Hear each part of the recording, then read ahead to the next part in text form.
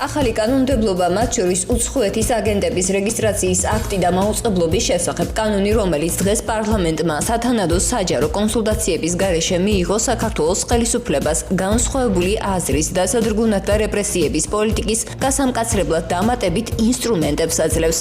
ეს კანონები სამოქალაქო აქტივისტების მუშაობას სტიგმატიზების რისკის ქვეშ აყენებს, საფრთხეს უქმნის სამოქალაქო საზოგადოებისა და დამოუკიდებელი მედიის არსებობის გაგრძელებას, უკანხევს ადამიანის უფლებების დაცვას, არასათანადოდ ზღუდავს ფუნდამენტურ თავისუფლებებს და ძირს უთხრის დემოკრატიულ პრინციპებზე დაფუძნებულ გადაწყვეტილებების მიღებას. ეს ნაბიჯები კიდევ უფრო მეტად არყევს დემოკრატიის საფუძვლებს საქართველოში. ასეთი ქმედებები არსებითად შეუთავსებელია ევროკავშირის ღირებულებებთან, როგორიცაა დემოკრატია, კანონის უზენაესობა, მედიის პლურალიზმი და შორს არის იმისგან, რასაც კანდიდატი ქვეყნისგან მოველით. ეს ნაბიჯები უარყოფითად იმოქმედებს საქართველოს ევროკავშირისკენ მიმავალ გზაზე. ევროკავშირის ამ ღირებულებების გაზიარება სავალდებულოა.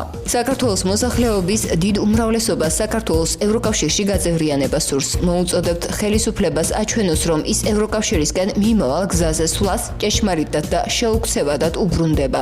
ამისათვის საჭიროა, რომ შეწყდეს მოქალაქეების მიმართ ძალადობა, გათავისუფლდნენ უსამართლოდ დაკავებულები, შეჩერდეს რეპრესიული კანონები, შედგეს ვენეციის კომისიასთან კონსულტაციები და გაიმართოს არსებითი დიალოგი სამოქალაქო საზოგადოებასთან და პოლიტიკურ აქტორთან მიმდინარე კრიზისიდან გამოსავლის მოსაძებნად.